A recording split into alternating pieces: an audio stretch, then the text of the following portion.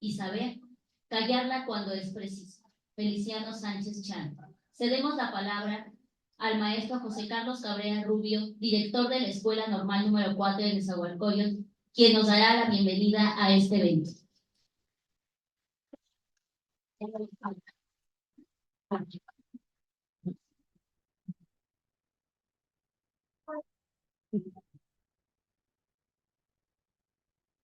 Hola, muy buenos días a todos, distinguidos colegas, alumnos que nos acompañan, maestra Leti, un placer recibirla aquí.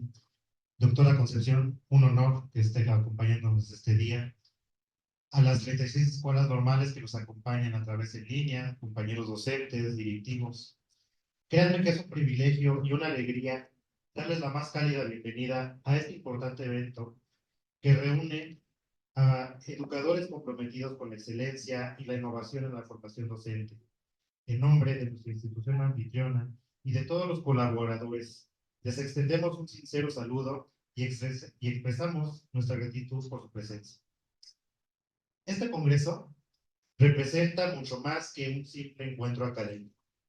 Es un espacio de reflexión donde compartiremos experiencias, conocimientos y buenas prácticas para enriquecer nuestra labor educativa. Es una oportunidad también para fortalecer la comunidad, para tejer redes de colaboración y para inspirarnos mutuamente en nuestro compromiso con la educación de calidad. En estos días y particularmente hoy que somos de sede de tan esperado evento, es muy importante para nosotros permitir este intercambio de ideas, debates y diálogos que nos permitirán ampliar nuestra visión y enriquecer nuestro bagaje profesional. Exploraremos nuevas metodologías, estrategias pedagógicas o tecnologías educativas que nos ayudarán a enfrentar los desafíos del siglo XXI. Esperamos que este congreso, que esta conferencia que se va a realizar el día de hoy, sea un espacio de aprendizaje significativo, de crecimiento personal y profesional, y de construcción de vínculos duraderos entre todos los participantes. Así pues, que lo que vamos a vivir el día de hoy nos inspire a seguir adelante, con renovado entusiasmo y compromiso en nuestra noble tarea de formar a las próximas generaciones de maestros y maestras, en nuestro caso, y de ustedes alumnos, los futuros docentes que van a estar al frente de las escuelas. En nombre de todos los que formamos parte de esta comunidad educativa, les deseamos una experiencia gratificante y enriquecedora en el tercer Congreso de Escuelas Normales. Que sea un día memorable, inspirador y transformador para todos nosotros. Bienvenidos y muchas gracias.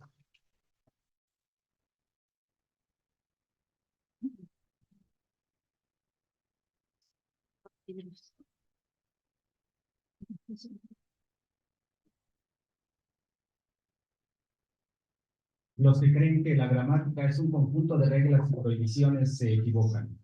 Si nos dedicamos a ella, la gramática revela el sentido oculto de la historia, disimula el desorden y el abandono, enlaza elementos, aproxima a los contrarios. La gramática es un método formidable de organizar el mundo como querríamos que fuese.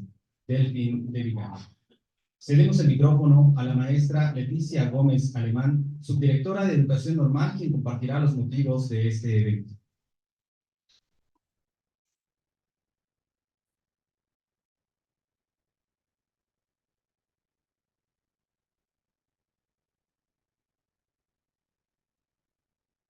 Muy buenos días a todos y a todas. En esta ocasión saludo con mucho gusto al maestro José Carlos, a quien agradezco la anfitrionía en esta Escuela Normal número 4 en Nezahualcóyotl, a quien tenemos también una especial aprecio como Escuela Normal hermana. Asimismo, saludo a la doctora Concepción Company y agradezco su participación en esta ocasión con nosotros en el marco del tercer Congreso Estatal de Escuelas Normales. Por supuesto, saludo con mucho gusto a la doctora Leonor y a la doctora Lulu, que son subdirectoras académicas de iniciativa, particularmente de esta institución, a quienes también nos han recibido al igual que el director, con el mismo gusto y el acompañamiento que siempre han tenido. Gracias a toda la comunidad normalista que en esta ocasión de manera representativa nos acompaña de la nueva número 4, a los maestros que están aquí presentes, a los docentes en formación y demás personal que nos acompaña y nos apoya en esta logística. De igual manera, saludo con aprecio a quienes nos acompañan en esta parte presencial, a toda la comunidad a distancia, docentes, directivos y estudiantes de las escuelas normales públicas del Estado de México. Desde hace ya 4 años, entre las autoridades educativas estatales y las escuelas normales, se ha promovido congresos estatales como medio para generar espacios de diálogo, construcción de propuestas y toma de acuerdos entre las comunidades escolares. Esto ha permitido a quienes han participado tener la posibilidad de promover acciones en beneficio de nuestras escuelas normales. El tercer Congreso Estatal de Escuelas Normales, a desarrollarse del 20 de febrero al 8 de marzo, sin duda está siendo un espacio de intercambio de perspectivas, reflexiones, propuestas y desafíos que tienen las instituciones normalistas en la formación de profesionales de la educación. Permite promover alternativas de mejora para el desarrollo de la formación profesional en el ámbito de la docencia, la formación inicial, el posgrado, investigación e innovación educativa, la movilidad académica, así como el uso de las tecnologías en la educación.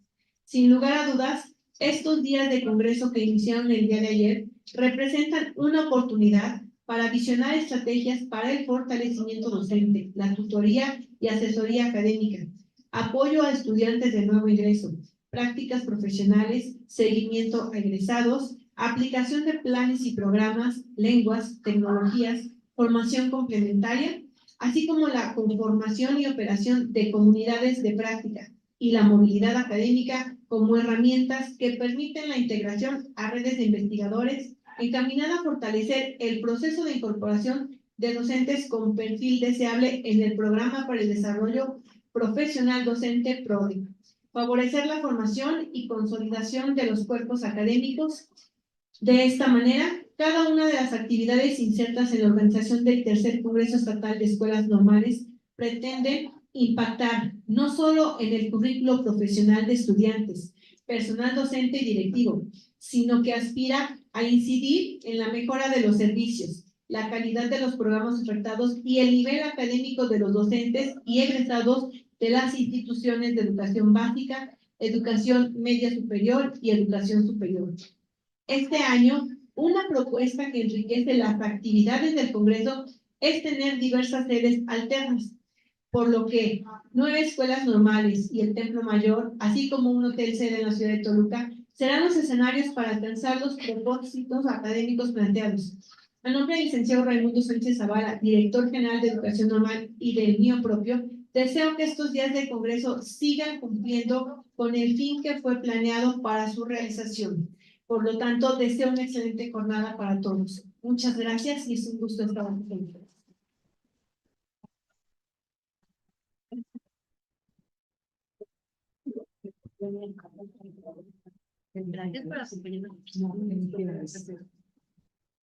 La esencia de las lenguas es su constante transformación imperceptible.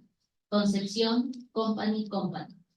Recibamos con admiración y respeto a la doctora Concepción Company, quien impartirá la conferencia magistral Teoría del Cambio Gramatical. Invitamos a las autoridades que nos acompañan en el presidium a ocupar sus lugares asignados.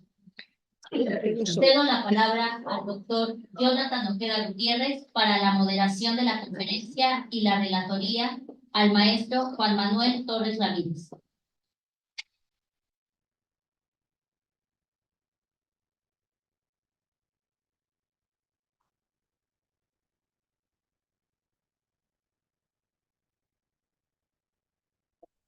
Se siente, puede sentarse, ¿no?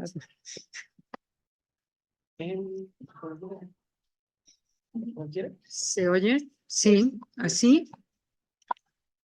Bueno. Es que esa es de mi transmisión y este es audio. Perfecto. Buenos días. Bueno, antes de cederle la palabra a la doctora Concepción, quiero hacer una breve reseña de su trayectoria académica, también para dar cuenta quién es la persona que el día de hoy nos acompaña, y también ver esta trayectoria nos permitirá también observar las oportunidades que tenemos también como docentes, ¿sí? Pero también como docentes en formación, ¿no? Y cuál es el aporte de tener a estas personalidades en las escuelas normales. Bueno, la doctora Concepción estudió la licenciatura en Lengua y Literaturas Hispánicas, así como la maestría y el doctorado en Lingüística en la Universidad Autónoma de México.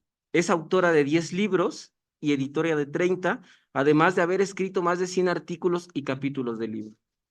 Ha sido ponente en congresos internacionales. Asimismo, ha impartido cursos como profesora invitada en distintos países en América Latina y en Europa. Entre sus obras más destacadas están la frase sustantiva en el español medieval, 4 cambios sintácticos, la frase verbal, la frase nominal y adverbios y preposiciones y conjunciones, relaciones interrelacionales.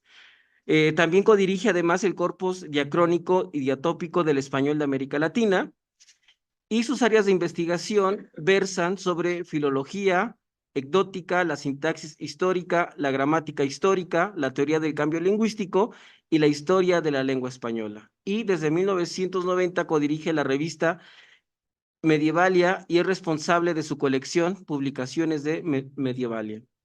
Es miembro emérito del Sistema Nacional de Investigadores, nivel máximo. Es miembro de los consejos editoriales de numerosas revistas internacionales. Su trabajo ha merecido reconocimientos y premios diversos, entre los que se encuentran. Ella es miembro, desde el 2010 al 2020 fue miembro de la Junta de Gobierno del Colegio de México. En el 92 recibió el Premio Universidad Nacional para Jóvenes Académicos. En 1995 recibe el Premio Nacional de Lingüística Wigberto Jiménez Moreno. Y en el 2021 le fue otorgado el Premio Méndez Pelayo. Es miembro de la Academia Mexicana de la Lengua desde 2005, institución de la que es directora adjunta desde 2019. Es miembro del Colegio Nacional desde el 2017. Entonces, a continuación le cedemos la palabra a la doctora Concepción. Adelante.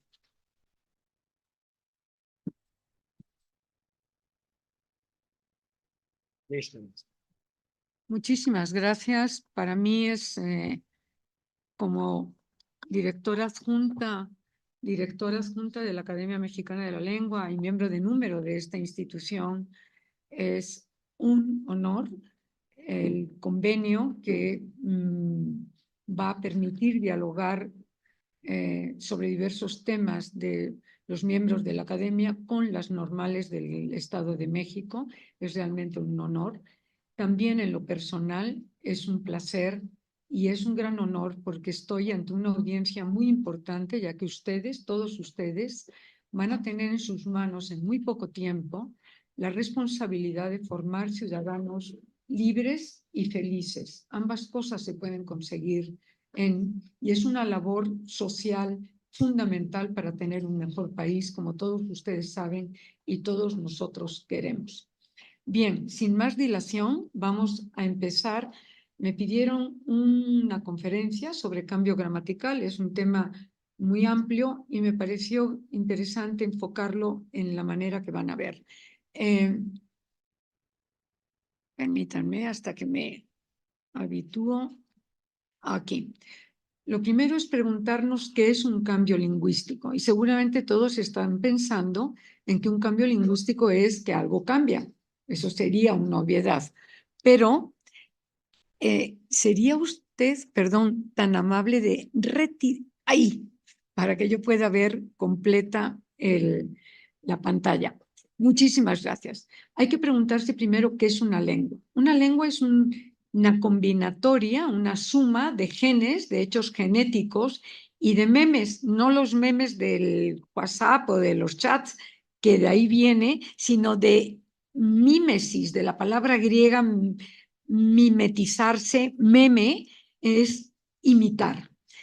Es un sistema de genes porque es todos los seres humanos hemos nacido con la misma capacidad genética neuronal. Los 8.400 millones que habitamos este planeta tenemos un cerebro idéntico. Ahora sabemos que el cerebro de las mujeres tiene ciertas especificidades diferenciadas de los hombres o el de los hombres respecto de las mujeres, pero son mínimas. Tenemos una base genética neuronal muy compleja.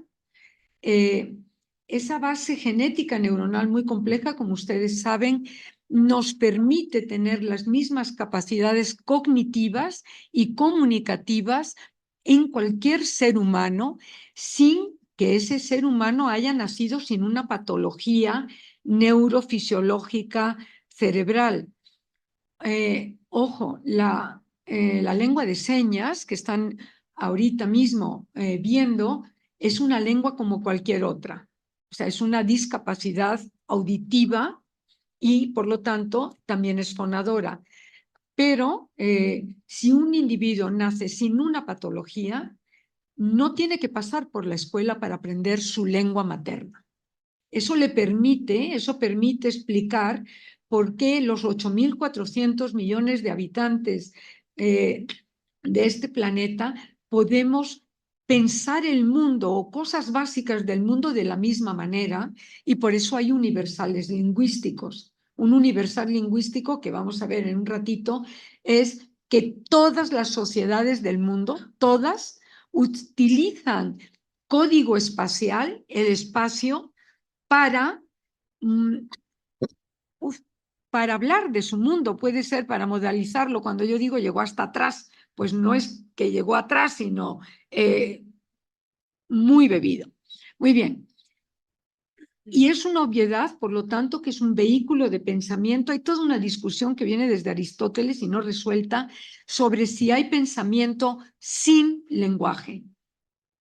O sea, no está resuelto, porque uno dice, bueno, cuando estoy soñando, cuando estoy pensando conmigo misma, estoy haciendo una labor de pensamiento, pues esa labor de pensamiento está vehiculada en una lengua, lo que consideramos lengua materna, que no es necesariamente la lengua que mamamos en nuestra casa. Lengua materna es aquella con la que el individuo se siente bien para vehicular y comunicarse en el día a día. Esa es la idea de lengua materna actualmente. Suele coincidir con que es la lengua que mamamos en nuestra casa, con la que nos tomamos chilaquiles por la mañana y seguimos comunicándonos el resto del día. Pero sabemos que para individuos bilingües, multilingües, lengua materna no tiene por qué coincidir con la lengua que adquirió en su casa.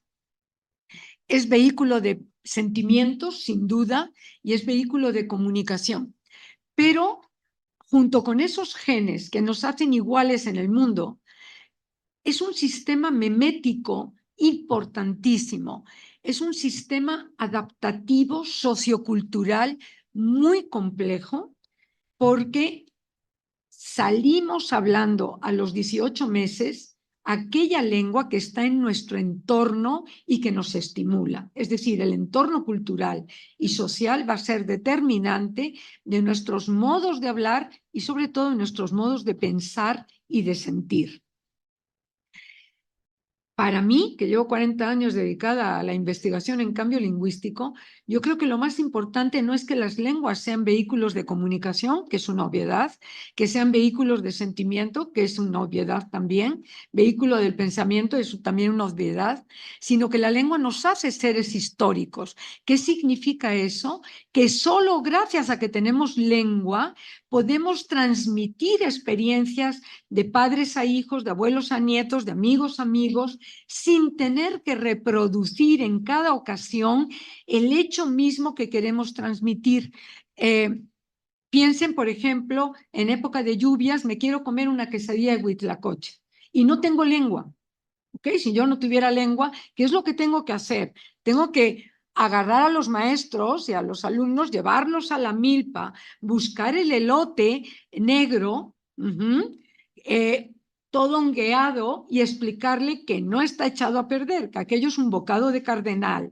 Luego llevármelo a la cocina, hacer todo el proceso. En cambio, si le digo, cuando veas la palabra huitlacoche o cuando veas que venden huitlacoche, cómpralo o pide una quesadilla de huitlacoche.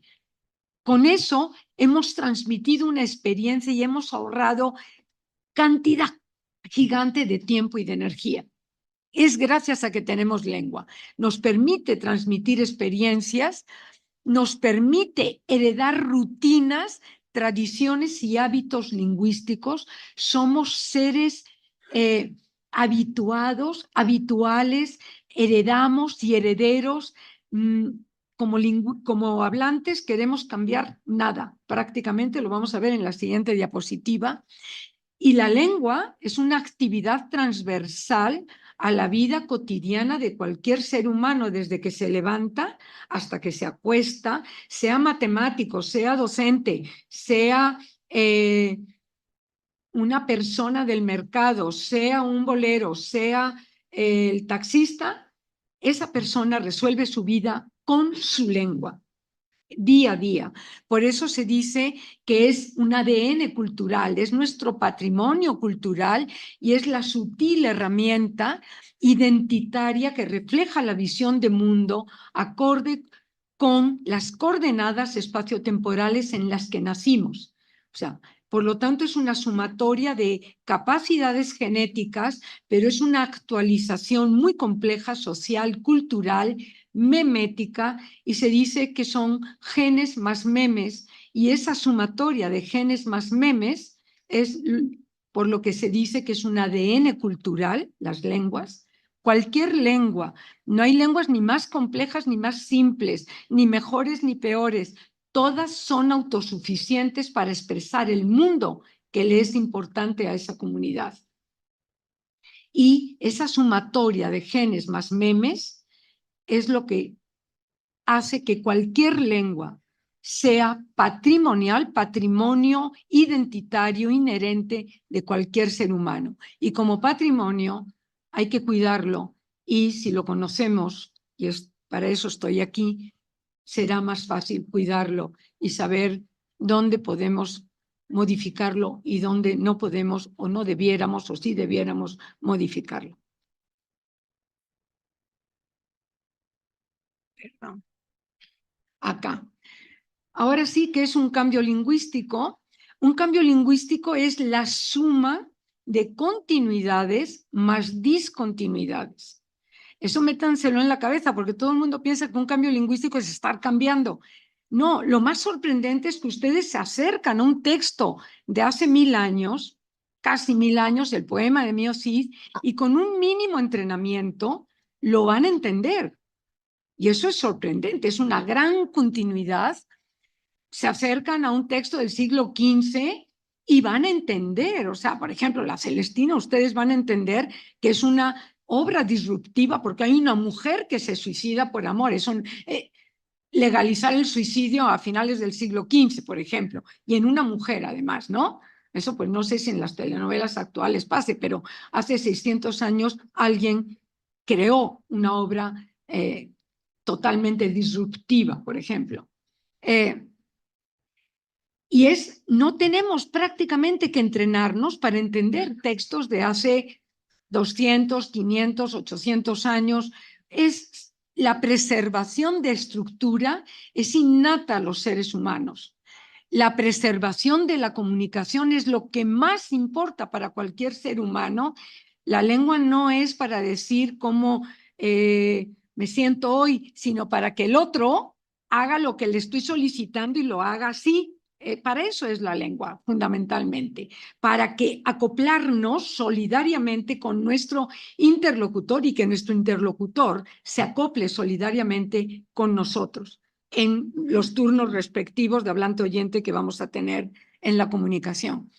Y algo que es muy claro es que a lo largo de la historia lo que se muestra es que los hablantes somos muy conservadores, somos bien codos, no tiramos nada a la basura, no creamos ex novo nada, somos seres muy conservadores y los cambios lingüísticos se van a deslizar de manera desapercibida. ¿Qué es un cambio lingüístico? Es una discontinuidad mínima en la gran continuidad que es la lengua, es una mínima transformación imperceptible, es un microquiebre, pero es un microquiebre funcional observable para el investigador Y la ventaja de ese microquiebre es que logra éxito comunicativo con mi comunidad. Éxito comunicativo no significa que yo hoy parezco mejor o más inteligente o estoy de moda. No, éxito comunicativo es que me acoplo con el otro se acopla conmigo, hablante oyente, y el otro, el interlocutor, imita y replica. Si no se replica y no se generaliza, no llega a cambio lingüístico. Por eso el lenguaje incluyente está ahí en veremos, en un veremos complicado, porque no se ha generalizado.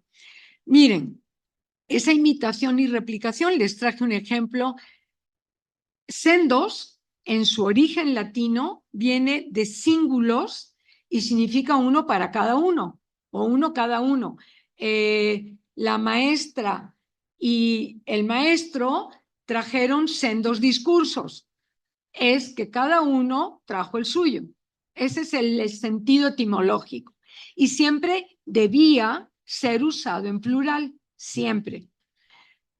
En el español americano, desde etapas tempranas, 1560 son las primeras documentaciones, empieza a haber uno que ese sendos pierde el plural, y entonces la maestra Leticia trajo sendo discurso. ¿Qué significa? Un discurso grande, largo, importante.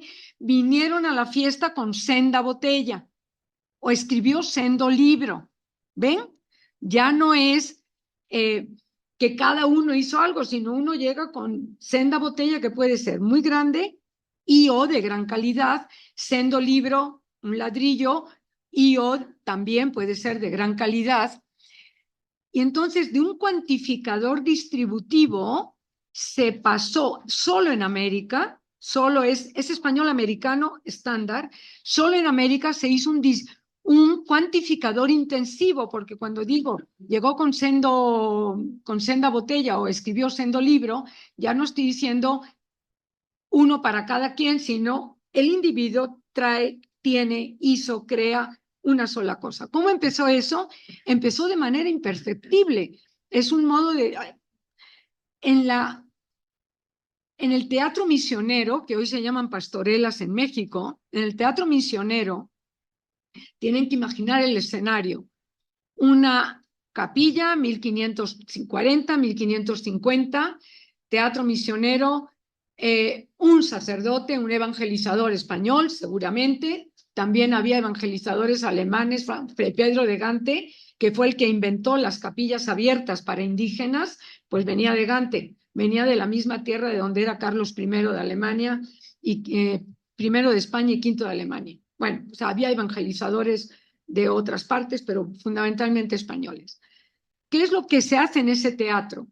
Se reproduce una y otra vez un hábito, una rutina, y es que los Reyes Magos se postran ante el Niño Dios y ofrecen sendos regalos: oro, incienso y mirra, cada uno de los cuales simboliza el oro, la riqueza de Dios, el incienso, el carácter sagrado, y mirra es ungían, es un ungüento con el que ungían a los muertos, creo, y vas a ser mortal también. Bueno, entonces, ¿cuál es la inferencia? Porque eso es imperceptible.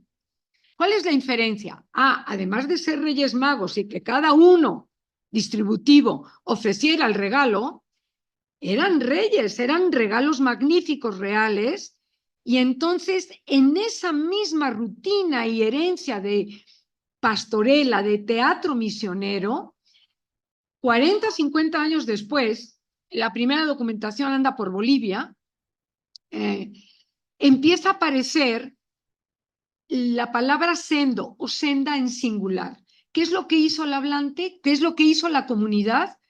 Infiere. ¿Qué significa inferir? Que no está dicho en ninguna parte que así es ese valor de sendos distributivo tenga cargas intensivas de valoración, y entonces el hablante le quita la S porque nada más tiene y llegó, el mejor regalo fue el de Melchor, sendo oro que entregó, no sé si Melchor o quien sea, ¿ok? Eso es un cambio, eso es un proceso. Y después de 300 años vemos el sendo, senda, botella, sendo libro, sendo discurso por todas partes americanas. Ajá. Y de hecho hay lugares como Chile donde ya casi no reconocen el sendos histórico latino en plural. Y en México, pues, estamos a un paso de no reconocer ese valor originario. Por lo tanto, es algo imperceptible, elaborado a partir de un contexto lingüístico y extralingüístico, este escenario, capillas de indios, donde están escuchando teatro misionero y a partir de la segunda generación, tercera, se reproduce en singular.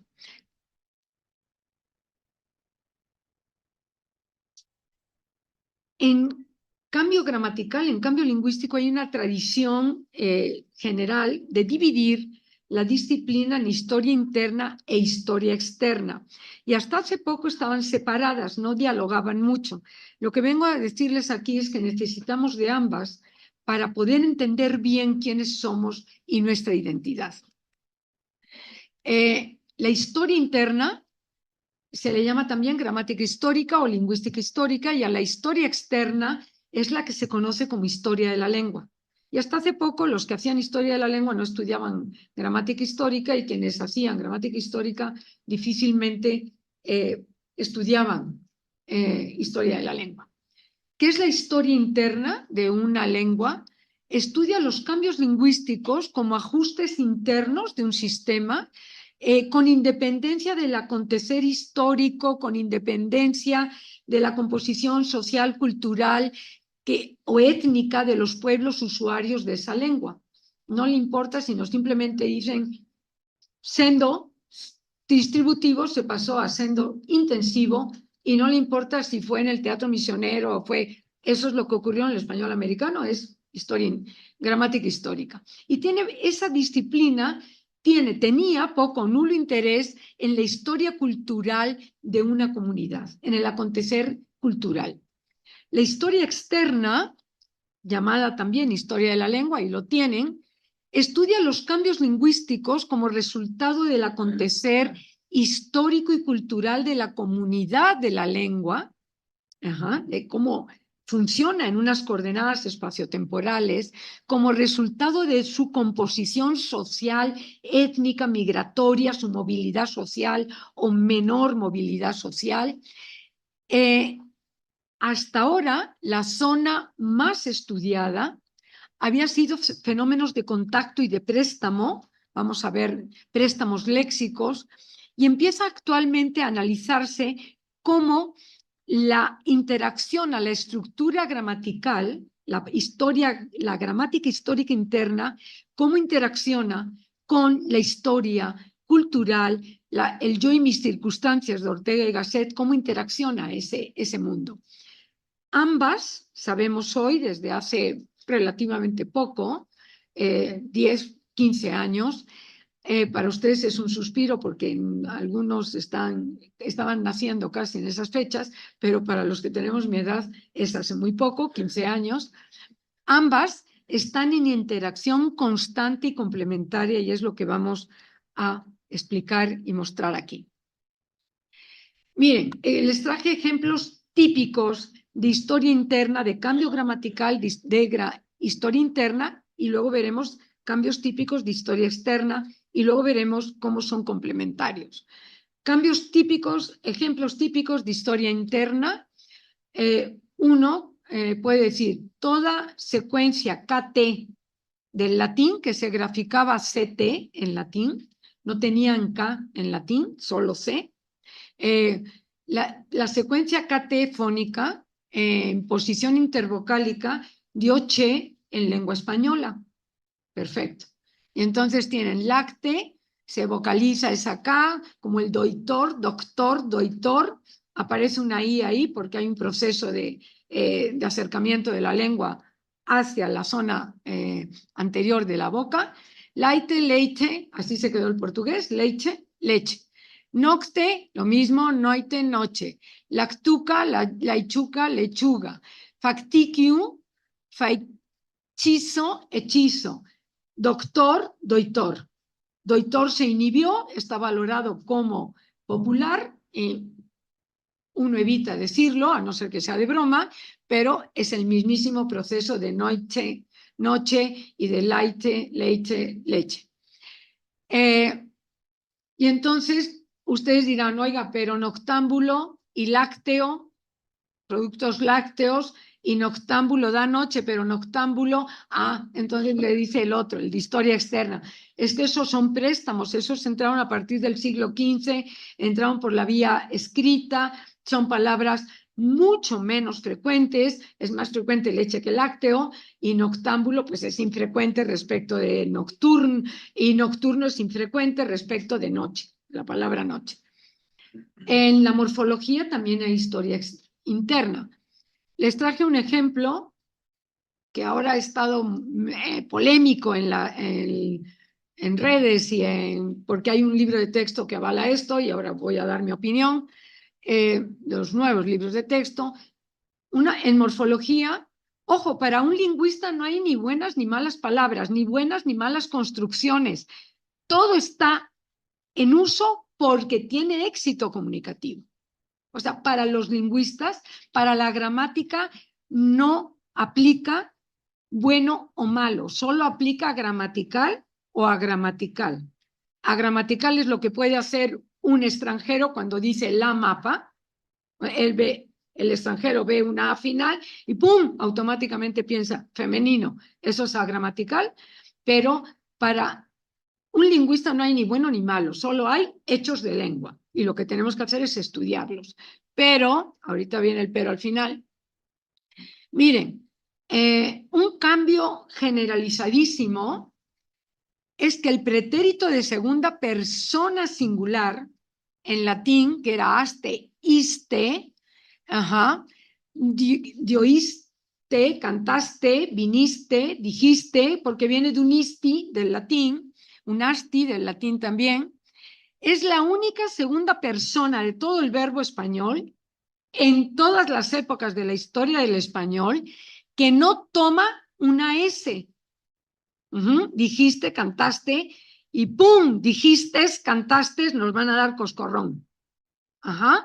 Es totalmente natural esa S de dijiste, cantaste, y entonces lo que hace el individuo que estudia historia interna, gramática histórica, dice, claro, eso es una analogía porque todas las segundas personas del verbo en español en cualquier tiempo, cantas, cantes, cantaras, cantases, cantarías, todas toman S.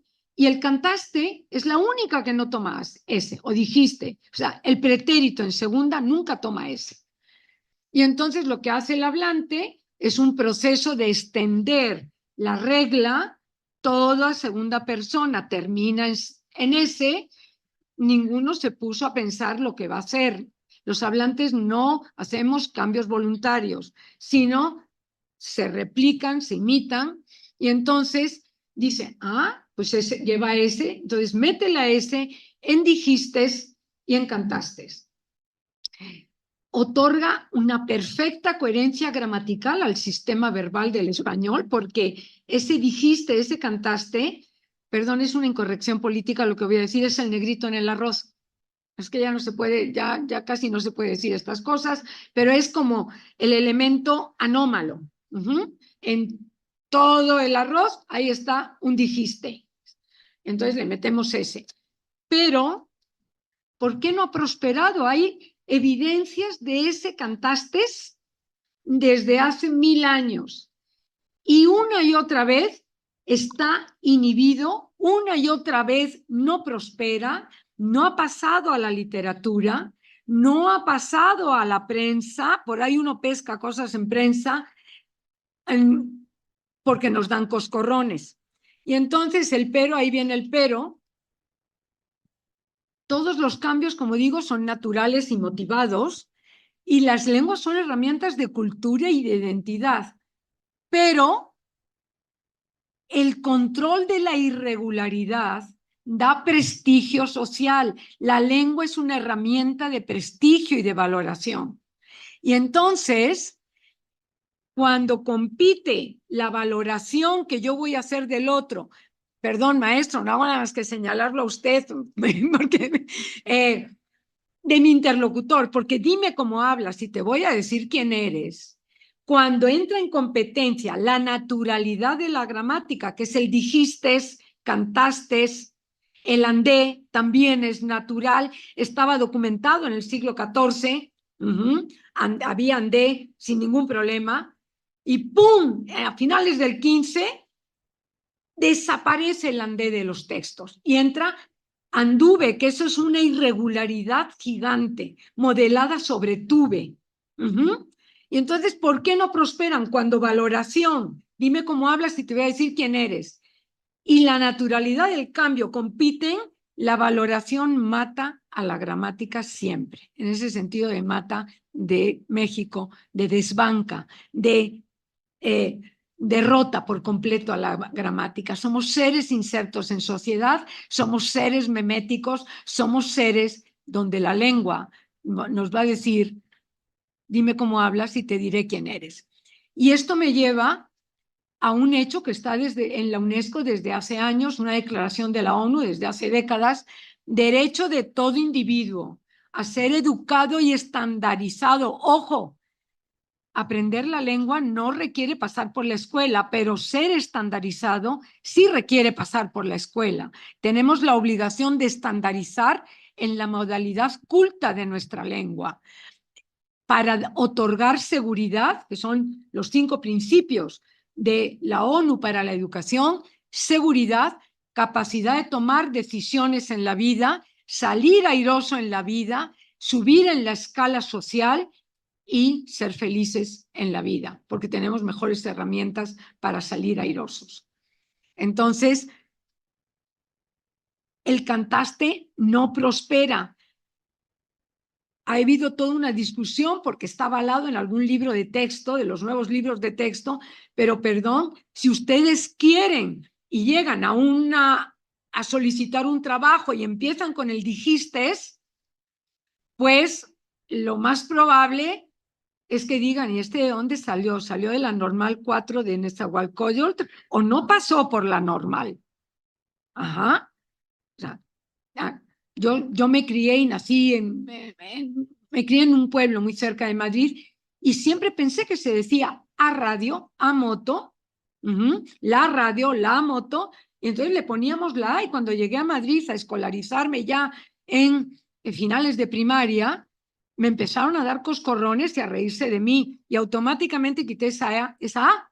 Todavía esa A por ahí anda en Aguascalientes, porque tengo un doctorando de Aguascalientes, bueno, de la UNAM, y me dice, en mi pueblo también, Concepción, no más tú, ¿ok? Pero nos lo quitamos. Evidentemente, dime cómo hablas y te voy a decir quién eres. Nadie habla la lengua española, nadie. Si no hablamos una de las variantes de la lengua española, en este caso español de México y en este caso muy particular español del altiplano de México. Todas han experimentado cambios, pero todos los cambios que no están bien valorados se inhiben en la historia de la lengua, porque el control de la irregularidad, si yo digo andé, dicen, esta no pasó por la escuela, pero si digo anduve, y claro, es que el control de la irregularidad, está metiendo ruido, creo, el control de la irregularidad, pues depende de qué época. En el siglo XIV no había academias que controlaran y dijeran, esto sí, prospere, adelante. ¿Cuál hay que apagar? A ver, esto,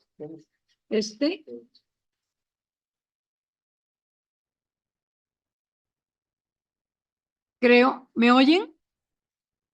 Entonces con eso solucionamos. Como ustedes saben, México es el que aporta más hispanohablantes al mundo global de lengua española, aporta el 25% del caudal de hispanohablantes.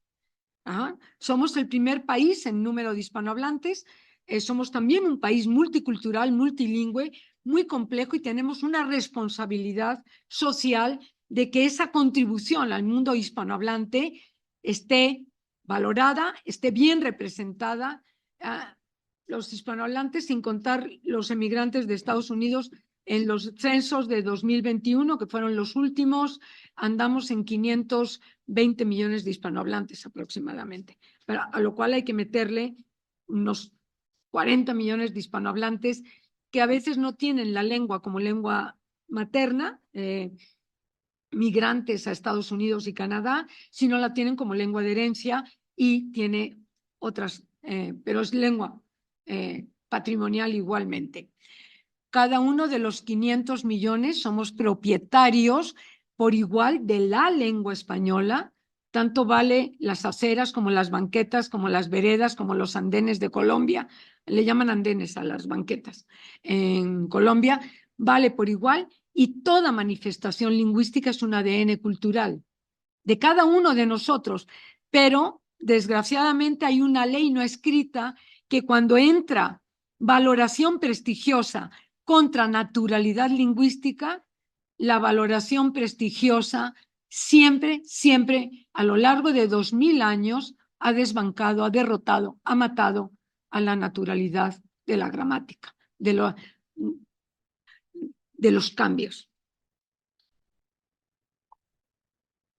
Perdón, a ver, no, creo que ya me brinqué aquí. Aquí voy bien, 5, 6. Espero que vean, porque esto tuve que achicar un poco la letra. Historia interna en sintaxis. El hay de hay vida para rato, hay pájaros en los alambres, es ahí de hay. Es un cambio lingüístico que yo puedo explicarlo sin necesidad de acudir a la cultura. El verbo existencial haber, del latín, en presente indicativo, incorporó un locativo i, de ibi, del latín, y a partir del siglo XIII se le empezó a pegar esa i y quedó para finales del XV ya tenemos ai. Esa i es un cambio lingüístico interno, sintáctico. Aquí les traje, por ejemplo, datos del siglo XIII. El modo normal de decir la existencia, si nuestros bisabuelos del siglo XIII decían hay pájaros en los alambres o hay moros en la costa, como dicen en España, era sin la i. Era non ha hoy rey en el mundo que non os hace tal. Y hoy, sí, se está gastando la pila. Sí, creo que mejor. Y ahora no podemos usar ese A sin la I. Los abogados todavía dicen no ha lugar a su pregunta, o sea, porque el lenguaje jurídico tiene, si somos conservadores los hablantes, el mundo jurídico es todavía más conservador. Entonces dicen no ha lugar a su pregunta y esa I queda, por ejemplo, en ilia del francés, en la I esa es. ¿Y cómo sabemos que era un adverbio?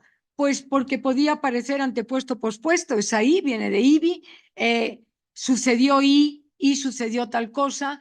¿Y por qué termina fijándose en un adverbio locativo? Pues porque la existencia es un concepto tan abstracto que requiere un aterrizaje espacial. Por eso en inglés el verbo haber se dice con un adverbio, con there is, there are, porque es la existencia en todas las lenguas del mundo requiere aterrizajes. O sea, no hay lenguas que tengan verbos existenciales sin marcación espacial, sin aterrizajes espaciales. Bueno, es un hecho cognitivo, es un universal, es tan abstracto que los hablantes le metemos en el caso del español metimos la i, y en el caso del inglés metieron un there, y en el caso del francés metió la i, pero a mitad de camino y no al final, etcétera. Entonces, bueno, esto a partir del siglo XV se volvió obligatorio, se generalizó. Ahora vamos con ejemplos típicos de historia externa. El prototipo de objeto de estudio hasta hace poco eran los préstamos léxicos. Aquí les traje unos cuantos ejemplos bien sabidos. Helenismos impactaron la morfología del latín. Las lenguas son como una cebolla, unas capas. La capa externa es el léxico, es lo que más se permea. La capa que sigue es la morfología, la fonología más bien, el modo de decir ese léxico. Ustedes automáticamente nada más me oyeron a mí, me dijeron, esta no nació en México. O sea, ya, esa es la segunda capa, la de los modos de hablar. Pero la capa interna, muy compleja, con muchas capitas de la cebolla, sería más elegante, por cierto, hablar de una célula y no de una cebolla, pero bueno, ya está la cebolla puesta aquí como ejemplo. Es la morfología y la sintaxis. Somos seres morfosintácticos de sintaxis libre, somos seres sintagmáticos que unimos palabras. Y ocurrió algo interesante. En el latín está lleno de helenismos, lleno de palabras griegas. Y bueno, la medicina está llena de palabras griegas, por supuesto. Pero ocurrió algo interesante en el latín, y el latín es que tiene una morfología donde la primera declinación es puela, puelae, acaba en ae, el genitivo, pero hay una serie de palabras bonitas, cultas, que les parecían cultas a los latinos, y entonces campos de la cultura donde el genitivo no se hace en ae, matemática, matematicae, no, sino matemática, matemáticas, como si fuera en griego, que hace un as, un es. Retórica, retóricas, poética, poéticas. Y entonces, pues uno se pregunta lo que hacen los de historia externa y dicen, ¿por qué?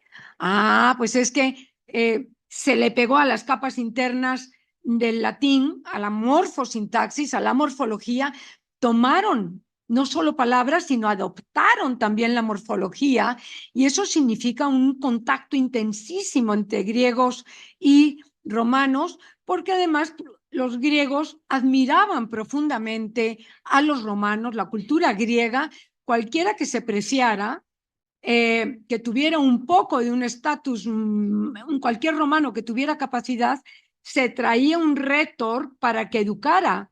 Los docentes, los normalistas, eran normalmente griegos. Los rétores, que eran los docentes, eran griegos normalmente. O sea, los romanos tenían admiración por los griegos, igual que en el siglo XIX los burgueses enviaban a Francia que aprendieran francés, y luego en el siglo XX enviaban a que se aprendiera inglés. O sea, van cambiando las modas. Muy bien, eso es lo que hace el de historia externa. Dice, pues es que estos genitivos extraños, en es o en as, es por el griego. Bueno, ese contacto intensísimo de griego y romanos lo pueden leer en Memorias de Adriano, de Margarita Yourcenar, ¿no? Ustedes ven a Adriano, que era un emperador romano, como saben, nacido en Sevilla, que era parte del imperio, la península, la Bética, pues el sur de España era parte del imperio, y su mundo erótico e intelectual estaba con los griegos. O sea, se le muere Antinoo, el joven con el que vivía, griego, y bueno, casi se corta las venas Adriano. Está excelentemente traducido por Julio Cortázar, Memorias de Adriano. Historia externa, seguimos con ejemplos típicos, préstamos en América.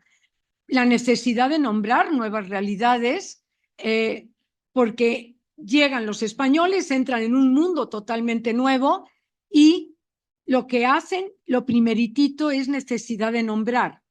Eso es un principio de cosmovisión, está en todas las cosmovisiones. En la judeocristiana, en la Biblia, en el principio fue el verbo. Verbo no significa verbo de canto canta, sino la palabra. Verbum en latín es palabra. O en el Popol Vuh, en el primer capítulo, en la página 2, dice, dijeron tierra y al instante apareció. Es decir, el poder de la palabra para que entre a la existencia algo.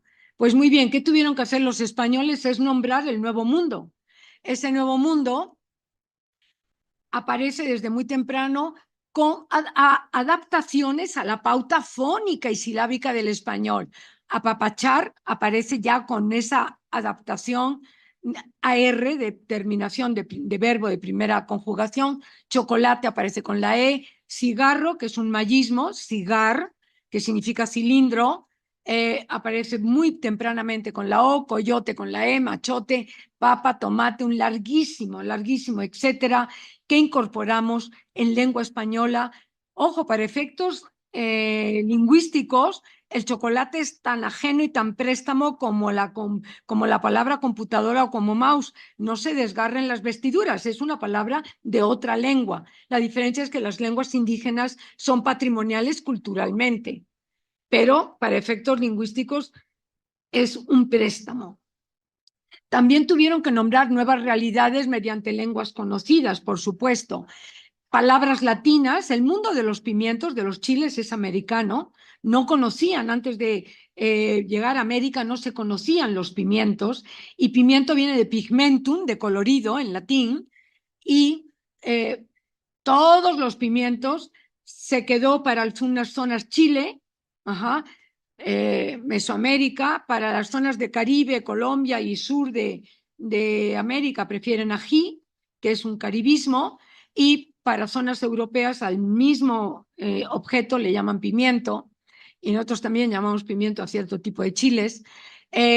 La vainilla es americana, concretamente de la zona del Golfo, de Veracruz, y viene de vaina, es un diminutivo de vaina, o sea, hay mecanismos para adaptar bien con palabras extranjeras, adaptándolas a la pauta, como chocolate, petate, coyote, cigarro, o bien con palabras propias como vaina o como pigmento o grana cochinilla o cochinilla grana, viene del latín, pero la grana cochinilla es americana. O sea, esta infección del nopal que cuando se procesa da unos coloridos. El mundo plástico, el mundo de la pintura cambió totalmente a partir del descubrimiento de la grana cochinilla. No solo la conservación de alimentos, sino también el mundo plástico, porque entraron unos rojos que hubieran sido impensables antes de que a alguien se le ocurriera apachurrar un insecto del nopal. Pero eso viene de coquinus, del latín, que es escarlata, esa es la palabra, y cocun es insecto.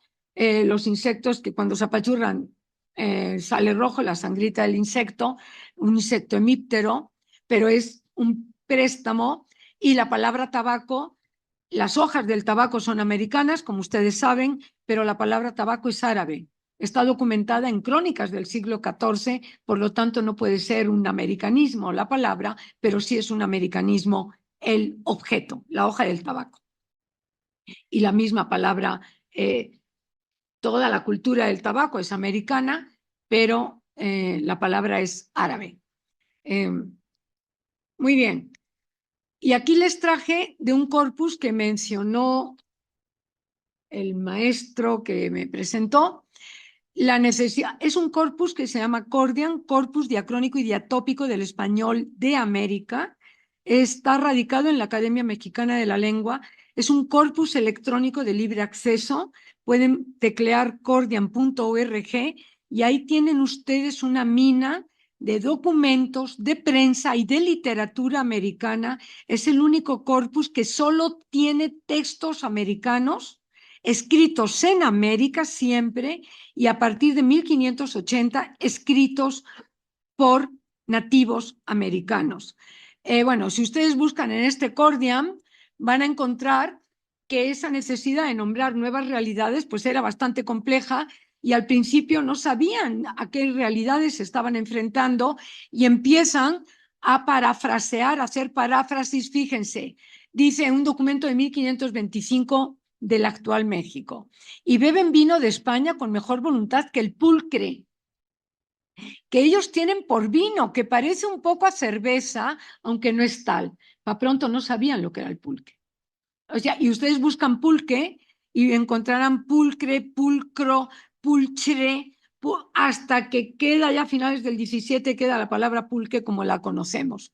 O fíjense, es decir, tienen que parafrasear, explican cómo era el pulque y no saben muy bien si es vino, si cerveza, si, pues no es ni lo uno ni lo otro, pero esa es la necesidad de adaptar. Eso es lo que hace Historia Externa. Siempre está buscando las pautas de léxico de préstamo.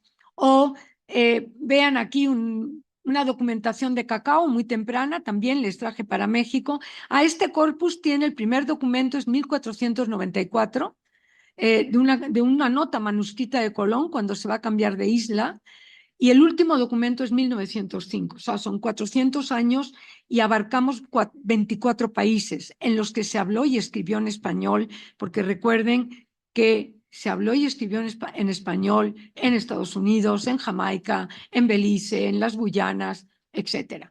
Entonces pueden, bueno, que diese de 4 en 4 meses 2 copas de oro y 2 barras de maíz y cacao, que son unas almendras que ellos usan por moneda de que hacen su brebajo. O sea, tienen que explicarle al otro que va a leer qué es el cacao. Quiere decir que es un mundo nuevo y de eso se preocupan quienes hacen historia externa.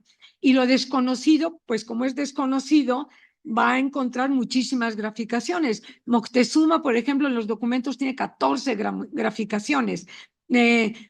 Tenochtitlán, la gran Tenochtitlán o Tenochtitlan, como dicen los antropólogos, tiene 14 o 15 graficaciones. Y aquí les traje estas piedras que el mundo indígena mesoamericano apreciaba muchísimo para ornamentos, los chalchihuites, que son como si fueran jadeitas, de jadeita, y lo usan de narigueras, de ales. Y fíjense, aquí les traje son 13 graficaciones para chalchihuite en la primera mitad del siglo XVI. Quiere decir que no sabían a qué se estaban enfrentando y oían, y eso significa también que la lengua náhuatl vive en sus variaciones. No hay un náhuatl, por supuesto. Si a alguien le interesa este mundo de historia externa, perdón por la autopropaganda, en el año 21 yo saqué un libro en el Colegio Nacional, El Español en América. De lengua de conquista, porque no se puede negar que empezó como conquista, a lengua patrimonial, no se puede negar que es la lengua patrimonial de 126 millones de hispanohablantes mexicanos que solo tienen español y han heredado español como lengua patrimonial materna. Y por desgracia cada vez avanza más porque no hay una política lingüística para que un indígena cobre adecuadamente, sea feliz y pueda escalar en la escala social hablando su lengua indígena. No la ha habido desde hace 200 años. La puntilla de las lenguas indígenas, la puntilla, fue Benito Juárez. Eso se ve en este libro, está la documentación, porque querían construir un México moderno, un México único. Y entonces, bueno, no hay que decir que justo Sierra estaba en contra de las lenguas indígenas, quería construir un México moderno, como quiera que se entienda México moderno, en 1860 aproximadamente. O sea, la primera puntilla fue las independencias. Y la repuntilla de las lenguas indígenas, desgraciadamente, es las reformas juaristas, las reformas de Benito Juárez. Es lógico, estamos en una época distinta donde se entiende la nación con otra mentalidad. Hay datos, y lo van a ver en ese libro, y los datos del Cordiam. En 1820, 70% de la población de México solo tenía una lengua indígena como lengua vehicular de vida cotidiana. En 2020, 920, 2020, sí, 200 años después, si se sumar, 200 años después, solo 4% de la población de México tiene solo una lengua indígena y en unas condiciones de vida muy desiguales respecto de quienes hablan español. Entonces, bueno, sin comentarios. Sigamos. Ahora vamos a lo que vamos, que es que una y otra se necesitan para entender quiénes somos históricamente, identitariamente, culturalmente. Una gran complementariedad.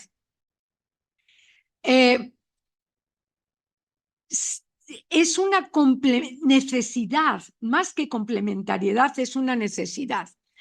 Porque haciendo gramática histórica interna sola, yo puedo decir qué ocurrió y cómo ocurrió. Y también haciendo gramática historia de la lengua externa sola, puedo decir, pues los cigarros eran mayas, se le metió la O, el mundo del tabaco era americano, pero entró un arabismo para nombrarlo, etcétera, etcétera. Había una palabra aquí en México, sipieltl, que era la hoja de tabaco y el tabaco, pero el arabismo desbancó porque en el mundo del Caribe entró el arabismo muy rápidamente. Bueno, entonces, si complementamos las dos disciplinas de gramática, de cambio lingüístico, vamos a entender mejor qué está ocurriendo.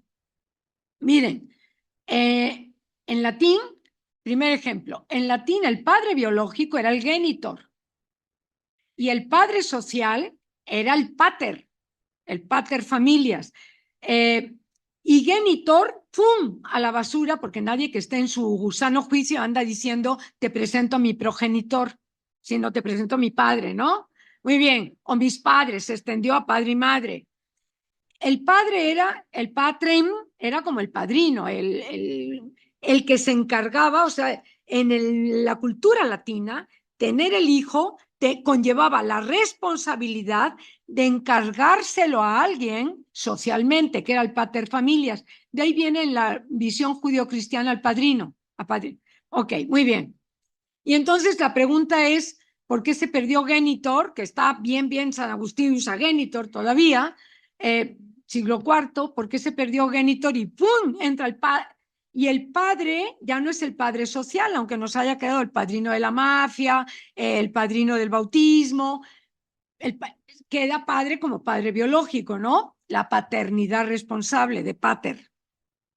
Pues por el cristianismo, simplemente el cristianismo cambia completamente las estructuras socioculturales y obliga a que el individuo que tiene al hijo se responsabilice socialmente del hijo. Y bueno, yo todavía cuando llegué a México hace 49 años, ya había anuncios que decían la paternidad responsable. Bueno, yo decía, esto es efecto judeocristiano, esto es, de hace 2000 años seguimos sin entender que debe haber paternidad responsable. Muy bien, este es un ejemplo de complementariedad, de necesidad. Si ustedes dicen, pues es que patrem, pues es una evolución muy sencilla, la T sonoriza entre una vocal y una R y ya da padre. Bueno, muy bien, pero ¿por qué entró la paternidad responsable biológica? Pues porque cambiaron los parámetros cognitivos, socioculturales con el cristianismo. Con el Imperio Romano se desestructura socialmente y entran otros parámetros. Muy bien. Ahora voy a darles un ejemplo. El espacio, yo dije aquí, estoy en 15 minutos, 20 minutos, termino y empezamos a dialogar. Yo dije aquí que la historia interna se puede bastar a sí misma, la gramática histórica interna, y no traje ejemplos de semántica, ahora los traigo. Se nos define como seres de sintaxis libre. Esa es la definición que tenemos como Homo sapiens sapiens. Lo que nos diferencia de todos los homínidos superiores es la capacidad sintagmática de unir palabras, no de emitir sonidos, no de emitir una palabra, sino de unirlas. Capacidad de hablar es unir palabras, y ser seres de sintaxis libre significa capacidad creativa de hacer metáforas. Una metáfora es una capacidad creativa. Y crear, a partir de esa creación, de esa extensión metafórica, crear nuevos mundos. Es una capacidad creativa que nunca es a partir de la nada, siempre tiene que tener una base lingüística previa. Ningún hablante se inventa palabras. Si ustedes se inventan palabras y lo hacen 3 días seguidos, los van a llevar al psiquiátrico. Esa es la realidad. Nunca nadie en ninguna lengua del mundo se ha inventado palabras. Nunca. Ni los mejores escritores se han inventado palabras. Ni siquiera Rubén Darío hablando de Azulmente, ni siquiera Cortázar hablando de pelirrojamente. Todo tiene una base de por qué están usando esas aparentes creaciones. Muy bien. ¿Cuál es el mecanismo de creatividad? Es que algo conocido, lo tienen ustedes a mitad de la pantalla, algo conocido y más próximo a la experiencia del hablante, a nuestro entorno, se vuelve la base para codificar, para expresar algo nuevo, conceptualmente menos próximo, menos concreto y un poco más distante. Entonces, los cambios, esta creación a partir de la revoltura de materia previa, siempre va de lo concreto al abstracto. Por ejemplo, sabor, que es de saborear. A partir de sabor, una vez que lo he saboreado, lo sé, lo conozco. Sabor y saber son la misma raíz, idéntica. Venir, prevenir. Venir es un hecho físico y prevenir es advertir a alguien. Pie, cabeza, cabeza, pie, perdón. Son hechos muy concretos, pero algo que no tenga ni pies ni cabeza, son hechos, es una frase hecha totalmente abstracto. Esa capacidad de pasar de lo concreto a lo abstracto se llama metáfora. Y todas las metáforas son proyecciones creativas arraigadas en el sistema conceptual en el que hemos nacido, en el sistema cultural en el que hemos nacido. Nadie hace metáforas. Ahora les explicaré algo. Vamos a ver. Hay dos tipos de metáforas. Seguimos todavía con historia interna. Hay dos tipos de metáforas. Orientacionales, que usan el espacio como el gran eje a partir del cual se genera creatividad, y las ontológicas, se llaman así, que son usar conceptos y objetos para crear nuevos mundos. Y entonces, verde de la envidia es una metáfora ontológica, pero llegar hasta atrás es una metáfora espacial, orientacional. Esto está de color de hormiga. Echar el moco en el atole, ni tenemos atole, ni tenemos moco, porque no tenemos COVID, ni echamos nada. Eso es una metáfora ontológica, porque no hay una espacialidad. O estar con el agua al cuello es una metáfora ontológica que tiene que ver con el mundo marino, el mundo por el cual llegó la lengua española, los barcos, porque naufragaban más veces de lo que hubieran querido. Y la creatividad, sea orientacional o sea ontológica, está en tres niveles: individual, sociocultural y universal. Individual es donde empieza la creatividad, es la capacidad biológica de todo ser humano de asociar dos ámbitos cognitivos concretos y elaborar cosas abstractas. La socialcultural es esa creatividad individual mediada, enmarcada en las coordenadas geográficas, sociales, culturales en las que estamos. Y la creatividad universal es la que nos permite hacer asociaciones recurrentes y entender por qué el espacio es tan básico para todos los seres humanos que habitamos este planeta. Pues bien, miren, les voy a dar un ejemplo. El calor es un hecho físico concreto, ¿no? Subir la temperatura.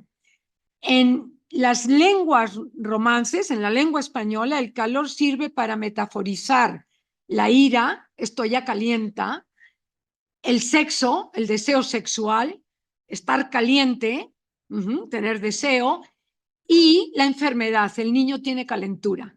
Tres metáforas a partir de un hecho físico. En lenguas del desierto, por ejemplo, en Australia, desiertos donde el Sesotho, una lengua, esa es africana, también lenguas de desierto africano, en Yirba, lengua de desierto australiano, el calor solo se metaforiza para la enfermedad.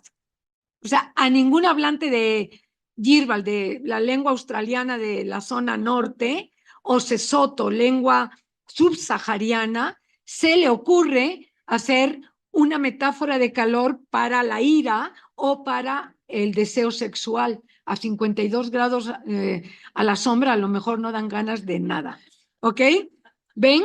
Entonces, las tres niveles interactúan. El hecho del calor es un hecho físico, es individual, pero tiene que estar mediado por la cultura para poder metaforizar de una manera o de otra. Los mexicanos metaforizamos a la madre, y en español de España al padre. O sea, la madre no cuenta en el español de España, para nada. Uno se caga en el padre, se caga en la hostia, se caga en todo. En el español de México no nos podemos cagar porque el gran tabú es el mundo de la homosexualidad. La palabra culo es tabú totalmente, y si no tenemos el esfínter pues no podemos hacer la actividad escatológica. Por eso los mexicanos nunca nos cagamos en nada, pero tenemos una madre creativa donde estamos a toda madre y en la madre y madres y etcétera, etcétera. Y bueno, y hay algo padre de vez en cuando. Bueno, aquí está la interacción. Muy bien, aquí les traje unos ejemplos de metáforas del espacio. Es el ámbito, el parámetro cognitivo más productivo en todas las lenguas del mundo. Es impresionante. Les traje para español. Muchas nuevas expresiones tienen base espacial y ni siquiera reconocemos la espacialidad. Y pueden ser cualquiera de los ejes en que se mueve el espacio y en que los físicos estudian el espacio. Arriba y abajo. Arriba, metafóricamente, es bueno y abajo es malo o menos. Arriba es más. Los de abajo, de Mariano Azuela, ¿ven? Abajo es el adverbio abajo. Los de abajo es el pueblo de abajo. ¡Qué bajeza! O José Alfredo, ¿no? Ando volando bajo. Mi amor está por los suelos, vean la cantidad de metáforas espaciales, y tú tan alto, mirando mi desconsuelo. José Alfredo es un clásico, por favor. O arrastrando la cobija y cacheteando la banqueta, ¿no? Nadie ve en arrastrar la cobija una metáfora espacial, pero es una metáfora de abajo es malo. Los precios están por las nubes, el dólar se fue al piso, está algo por las nubes. Ese es un eje, arriba, abajo. Otro eje, a ver, adelante, atrás es otro eje de la física espacial que genera metáforas. Luis llegó hasta atrás, llegó bebido, se echó para atrás en el último momento. Fulano es, en español de España, más que aquí, fulano es muy echado, sobre todo andaluz, echado para adelante, para adelante, o sea, es un tipo arrojado, intrépido. Nuestro equipo va al frente, pues no hay frentes, pues va adelante en las encuestas, vete a México y de ahí vete a volar, vete a la fregada y a la... o sea, ¿ven? Espacio, la A es un directivo, esa preposición. Advertir, vertere es de vertir, es echar algo por delante, pero advertir es llamar la atención sobre algo, avisar con amenazas, por ejemplo. Lo mismo aducir, que es llevar hasta adelante algo, argumentar.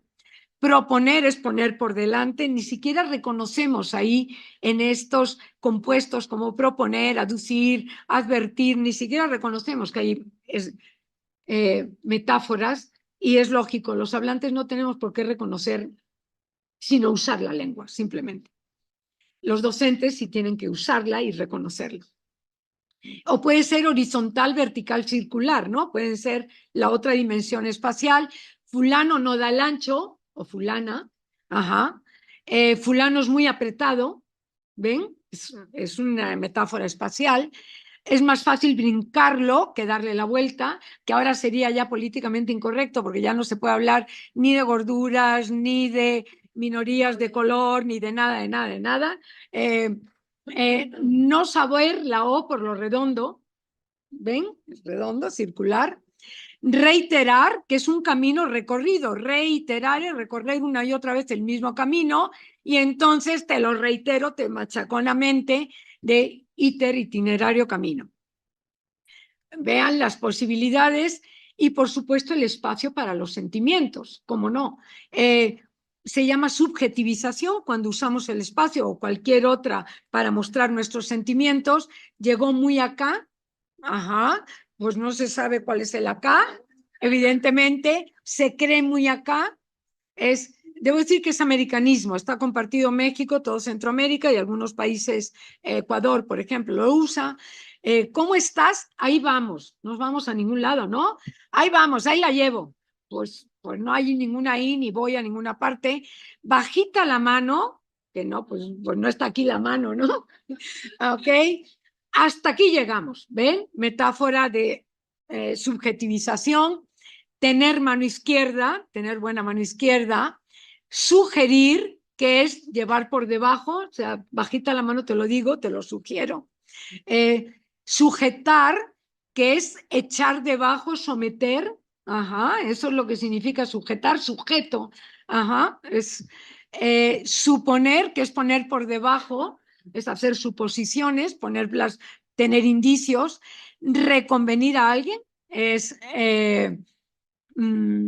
reconvenir, o sea, venir una y otra vez es regañar hasta el cansancio. O, por ejemplo, puede venir metáforas en este caso del catalán. Adrede es a mano derecha, adret. Eso es adrede, o sea, lo hago conscientemente. Eso es una metáfora de espacial. Vámonos ahí más rápido. A ver, aquí. Bueno, y hay una gran metáfora. Todas las lenguas usan el tiempo para codificar el espacio. Perdón, usan el espacio para codificar el tiempo. Ahora explico en qué consiste la metáfora. Y Juan, ahí viene, es decir, viene detrás. Luego lo hago. Locus era después, en latín, es después lo hago. Y es, voy a comer con Juan mañana. Yo me desplazo en el tiempo y en mi cabeza es que yo lo invité a casa, fíjense, pero es un desplazamiento mental, porque voy a comer con Juan mañana y es Juan el que viene a mi casa. Lo invité a casa. Va a llover, como que quiere llover, me lo voy a pensar. El matrimonio es un largo camino lleno de baches, es una frase hecha en prácticamente todas las modalidades de lengua española. Todavía viene de todavía, por cualquier camino. Y bueno, el always del inglés es el todavía nuestro. De todos modos, de todos los caminos, ese es el always. Ajá. La metáfora, me tengo que levantar, es que para llegar al futuro, tengo que recorrer el camino. Esta es la metáfora. Tengo que invertir tiempo en llegar a la meta espacial. En eso consiste la metáfora de voy a comer con Juan. Esa es la metáfora. Muy brevemente, hay un gran cambio en la historia del español que se había explicado solo de manera interna. Es que el futuro latino se perdió totalmente. Los 4 modos de expresar el futuro tenía unas complejidades morfológicas complejas, y todas las lenguas romances, todas, absolutamente todas, crearon futuros perifrásticos con verbos de movimiento, obligación o deseo. Voy a cantar, me he de comer esa tuna, deseo cantar, debo ver al médico, tengo que ir al médico. Ajá. Todas las lenguas romances usaron verbos y crearon perífrasis.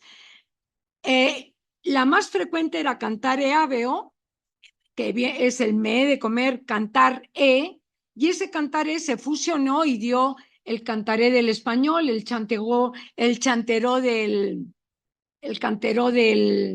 italiano, el cantaré del portugués, el chanteré del francés. Esa es la perífrasis.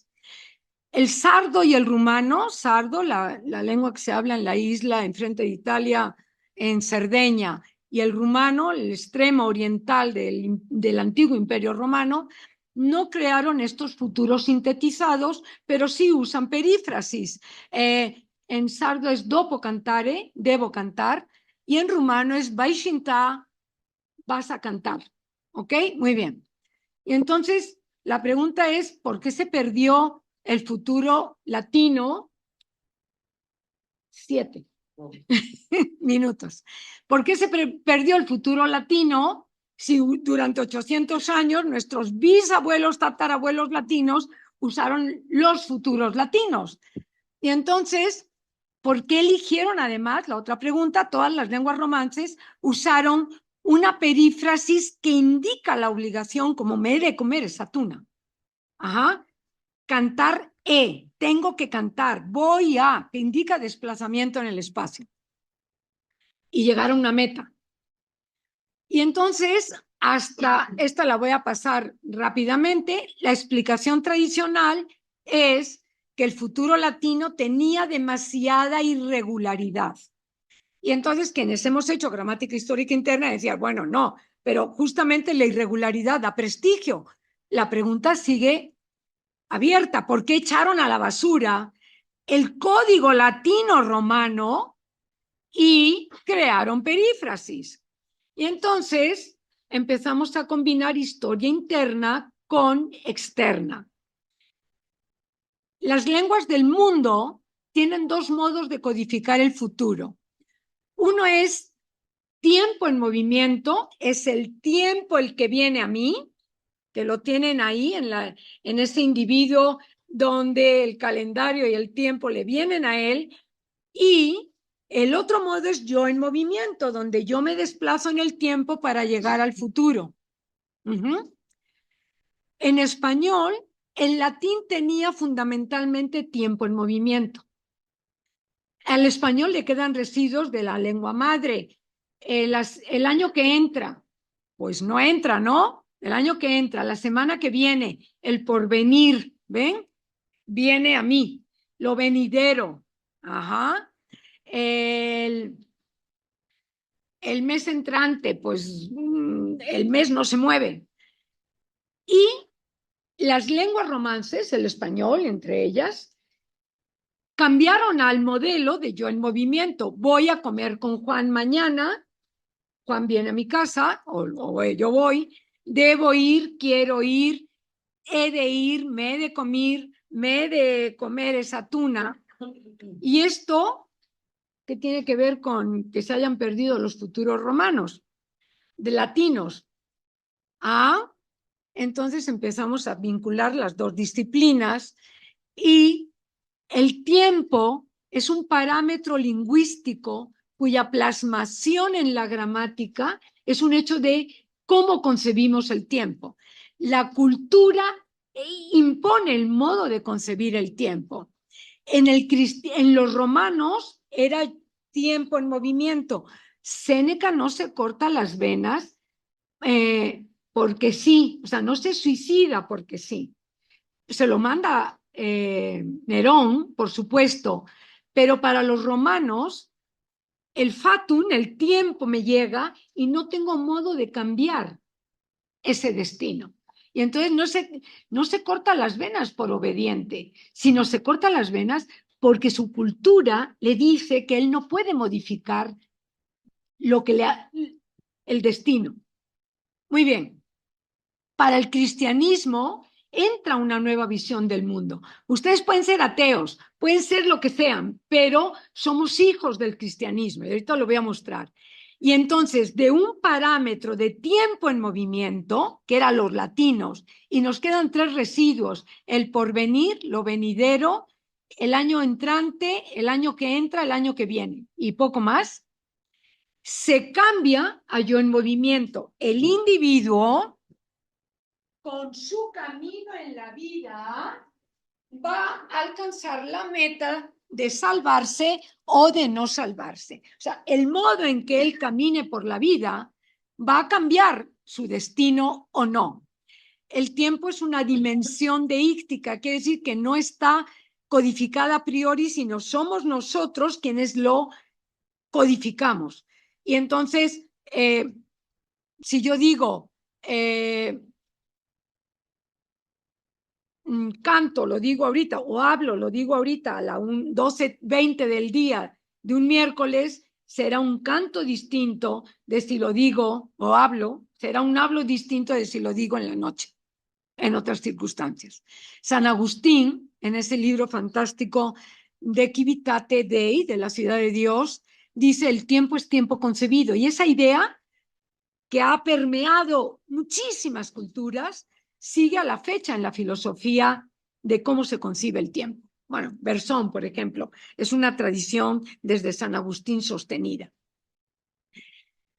No podríamos entender la literatura, ahora sí estoy acabando, no podríamos entender la cultura, la literatura, si no entendemos que el cristianismo genera una cosmovisión que hace que la vida sea un camino, la vida como camino, yo lo tengo que recorrer. Por eso Sustituimos los futuros latinos de amavo, monevo, legam por cantaré. Ustedes, yo no sé si Jorge Manrique es un poeta de finales del siglo XV que escribió unas coplas a la muerte de su padre. Yo no sé si era católico, si era ateo, bueno, cristiano, porque todavía no había llegado el Concilio de Trento y no había protestantes y católicos. No sé si era cristiano o era ateo, pero fíjense, nuestras vidas son los ríos que van a dar en la mar. ¿Qué es el morir? Allí van los señoríos, derechos a acabar y consumir. Este mundo es el camino para el otro que es morada, sin pensar, mas cumple obtener buen tino para andar esta jornada sin errar. No sé si Jorge Manrique no fuera heredero de este cambio del cristianismo, de tiempo en movimiento a yo en movimiento, para codificar el futuro, no hubiera podido escribir este poema. Eso seguro. Quevedo, que no sé si era ateo o católico o protestante, no tengo ni idea, dice: cuando me vuelvo atrás a ver los años, un romano no se puede volver atrás a ver los años, porque no tiene esa posibilidad conceptual, porque el tiempo es el que le viene a él no puede moverse en el tiempo. Cuando me vuelvo atrás a ver los años que han nevado la edad florida mía, cuando miro las redes, los engaños, donde me vi algún día, ¿ven? De este modo, más me alegro de verme fuera de ellos. Pasa veloz del mundo la figura, o sea, la persona, y la muerte los pasos apresura. La vida fugitiva nunca para, ni el tiempo vuelve atrás la anciana cara. Les traje un soneto de Quevedo porque me encanta Quevedo, pero no podría haber escrito Quevedo este soneto si no es producto del cristianismo, de este gran cambio cognitivo, de esta gran metáfora de yo en movimiento, eliminando al tiempo en movimiento. Antonio Machado, al que todos reconocemos a través de Joan Manuel Serrat, estos proverbios de Machado: caminantes son tus huellas, el camino y nada más. Caminante no hay camino, se hace camino al andar se hace camino, y al volver la vista atrás se ve la senda que nunca se ha de volver a pisar. Es un individuo moviéndose en la vida, ¿ven? Eso es impensable en cualquier texto latino, romano. Y por supuesto, los caminos de la vida, ya acabamos. Me falta la música para el siguiente con música, ¿no? Esta hermosísima canción, poema de Omar Geles, Los caminos de la vida. Ahí está la metáfora de la vida como camino, donde yo me muevo en la vida, me muevo en el espacio para llegar a la meta. La meta, obviamente, es la muerte. Es conseguir una vida donde alcance felicidad y descanse en paz. Los caminos de la vida no son como yo pensaba, como los imaginaba, no son como yo creía. Los caminos de la vida son muy difíciles de andarlos. Fíjense, Omar Geles anda los caminos de la vida, Séneca imposible. Difícil de caminarlos, yo no encuentro la salida. Esto es una muestra de, yo no sé si Omar Geles es cristiano, católico, evangélico, ni sé, ni me importa, pero es producto 2000 años después de ese gran cambio cultural que fue el cristianismo y desbancó a la visión de mundo de tiempo en movimiento de los romanos. Muchísimas gracias. Ir aprendiendo con todos nuestros ponentes invitados nos lleva a reflexionar sobre este compromiso que tenemos como maestros, ¿no?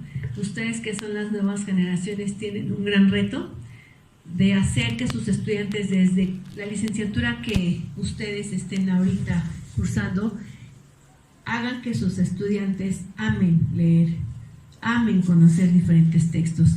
Tal vez las generaciones de nosotros sí nos tocó esta parte de nuestra formación, nuestros planes de estudio. Hablo por mi generación y creo que, si me permite, doctora, también de las generaciones de ustedes.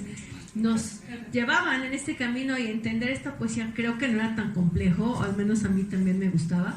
Y entonces creo que el que ustedes puedan tener la posibilidad de conocer esta raíz, esta parte histórica, les da, espero yo, esta posibilidad para que ustedes también trasciendan y hagan que sus estudiantes conozcan más allá de lo que comúnmente pueden o no tener nuestros libros de texto. Ese es el compromiso que tienen ustedes, al menos así nosotros lo consideramos desde la Subvención de Escuelas Normales, y sus maestros aportan mucho en ello. Yo agradezco a los maestros que están frente al grupo por estas aportaciones a nuestros estudiantes. Espero que ustedes tengan esa posibilidad de amar leer y disfrutar una lectura diferente a lo que habitualmente leemos por hacer las tareas o porque es parte de mi posgrado, que eso está interesante, pero leer más allá de lo que ya tenemos como hábito de estudio nos da este marco de referencia de cómo se iniciaron todos estos escritos. Yo te escuchaba y para mí era muy interesante y me remontaba en la parte histórica de cada uno de estos textos, de lo que tú nos ibas compartiendo. Entonces dije, ya entendí de dónde surge esto. Algunas cosas las teníamos de conocimiento, creo yo, pero a otras me remontaste a decir, mira, entonces me queda claro por qué está esto, ¿no? Y eso yo lo agradezco de verdad. Y entonces, pues bueno, vamos a esta parte que me parece es un reconocimiento, por supuesto, a ustedes que nos han acompañado en estas conferencias en el marco de este tercer Congreso Estatal de Escuelas Normales. Si me permiten dar lectura a esta constancia. La Dirección General de Educación Normal otorga la presente constancia a Concepción Company por su participación como ponente en la conferencia magistral Teoría del Cambio Gramatical, impartida en el tercer Congreso Estatal de Escuelas Normales, llevado a cabo del 20 de febrero al 8 de marzo del presente. Firma licenciado Raimundo Sánchez Zavala, director general de Escuelas Normales. Mil gracias por acompañarnos, pero sobre todo por compartir tu experiencia y tu visión.